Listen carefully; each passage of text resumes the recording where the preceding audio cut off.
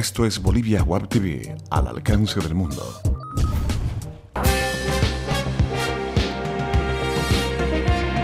A continuación, Bolivia Web TV presenta Bolivia News. Hola amigos internautas, bienvenidos a Bolivia News, tu encuentro con las noticias de Bolivia para el mundo. Hoy, como todos los días, les vamos a mostrar las noticias más importantes que tiene nuestro país. Así arrancamos con las noticias hoy jueves 13 de febrero. Continúan subiendo las cifras de fallecidos y damnificados en el país por las intensas lluvias. Hasta el momento llegan a 54.493 las familias damnificadas en 130 municipios. Existen 1.829 viviendas dañadas y 36.736 hectáreas de cultivos perdidos bajo el agua. El número de víctimas fatales asciende a 48 personas, luego de que se recuperaron 4 cuerpos sepultados por deslizamientos en Morochata. Los fallecidos fueron identificados como Modesta Rodríguez, de Ayala, 45 años, Juana Clara Ayala, de 17, quien estaba embarazada de 7 meses, Nelly Ayala, de 13 y Silvia Álvarez, de 6. En la zona continúan la búsqueda de 7 cuerpos restantes con la ayuda de rescatistas que trabajan con canes especiales y la colaboración de cerca de 300 personas voluntarias. Ante la crítica situación, el presidente Evo Morales indicó que se acudirá al sector privado para contratar helicópteros y compañías constructoras que permitan atender a los damnificados y restablecer el tránsito en las rutas anegadas. En total, 251 toneladas de ayuda humanitaria que incluyen alimentos, implementos de trabajo y vituallas fueron distribuidas a nivel nacional. Más noticias en Bolivia News. En el Beni la situación por las inundaciones y lluvias es dramática y el gobernador Carmelo Lenz pidió al gobierno que el departamento sea declarado zona de desastre. Los municipios más afectados en ese departamento son San Borja, Rurrenabaque, Reyes, San Ignacio de Mojos, Santa Rosa, Santa Ana, Riberalta, Trinidad, Loreto y el territorio indígena y Parque Nacional Isiboro Sécure. El río Beni volvió a desbordarse, inundando nuevamente las calles principales de la localidad de Rurrenabaque, mientras en San Borja las aguas del río Maniquí amenazan con desbordar el anillo de protección e ingresar al centro de la ciudad. En la zona hay 10.577 familias damnificadas, escasea el agua potable y hay cortes de energía. El gobernador del Beni solicitó a la comunidad internacional su ayuda para asistir al departamento de Beni.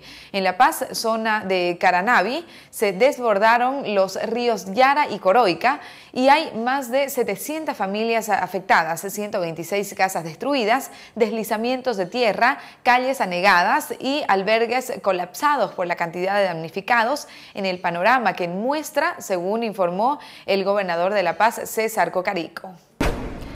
Más noticias en Bolivia News. En Santa Cruz se preparan un plan B para la construcción de caminos de cara a la cumbre G77 más China, luego de que las lluvias perjudicaran el avance de las obras, sobre todo en la construcción del camino alterno al aeropuerto Viru-Viru. El embajador adjunto para el G77 más China, Raimi Ferreira, indicó que un grupo de la Cancillería está realizando inspecciones y trabajando en el diseño del hemiciclo dentro del campo ferial de Santa Cruz, mientras las obras continúan avanzando en los predios de la Fexpo Cruz. Ya se han entregado los primeros 5 ambientes, además de una sala de reuniones. La cumbre está prevista a realizarse entre el 13 y el 14 de junio.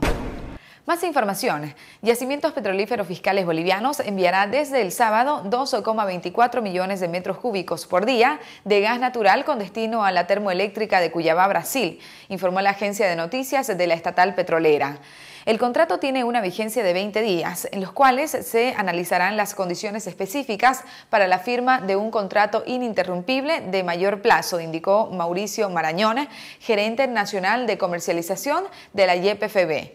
Mientras se trabajará con el contenido de un convenio ininterrumpible de largo plazo que deberá ser suscrito por los presidentes de YPFB y Petrobras una vez que sean acordados los términos y las condiciones.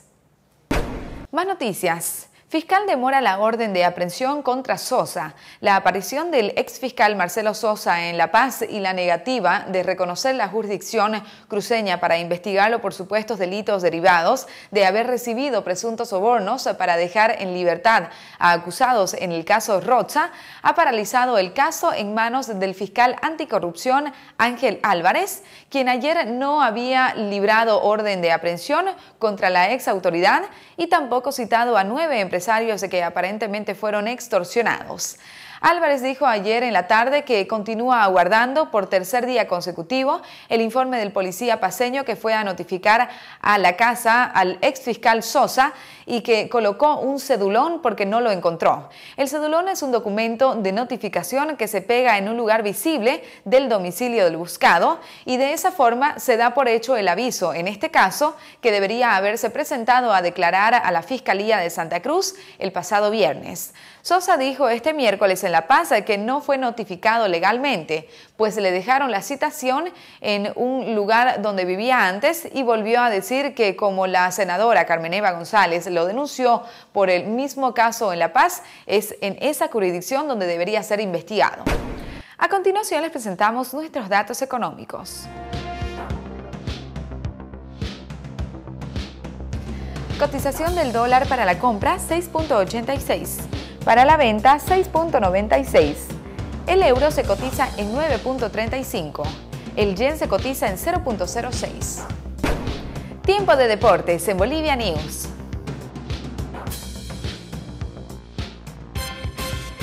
Así arrancamos con nuestro sector deportivo. Die Strongers en un difícil debut ante el paranaense brasilero. El campeón boliviano Die Strongers tendrá hoy a las 18 horas hora boliviana un difícil debut frente al Atlético Paranaense, aunque la idea es lograr al menos un punto en el partido por el Grupo 1 de la Copa Libertadores de América, que se jugará en el estadio Villa Campanema. El equipo local contará en el banco de suplentes con su reciente incorporación, el delantero Adriano de 32 años y apodado Emperador, que desde marzo del 2012 no disputa un partido profesional y tiene la fama de chico malo en el fútbol profesional por sus constantes actos de indisciplina fuera de las canchas.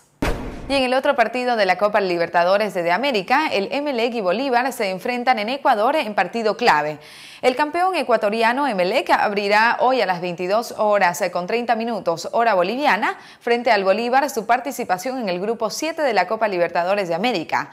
Un duelo considerado clave en las aspiraciones de ambos equipos de avanzar a octavos de final.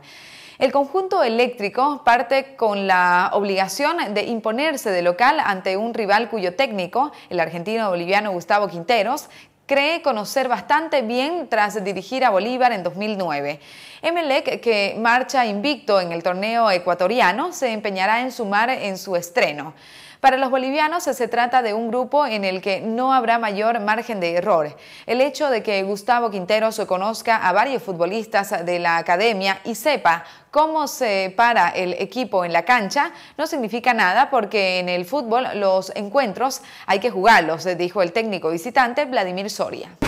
Y bien, amigos internautas, con esta información llegamos al final del encuentro informativo de Bolivia News.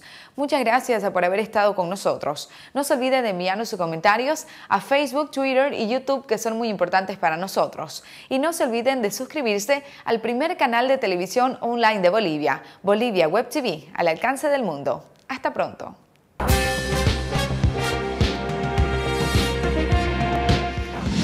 Bolivia Web TV presentó Bolivia News.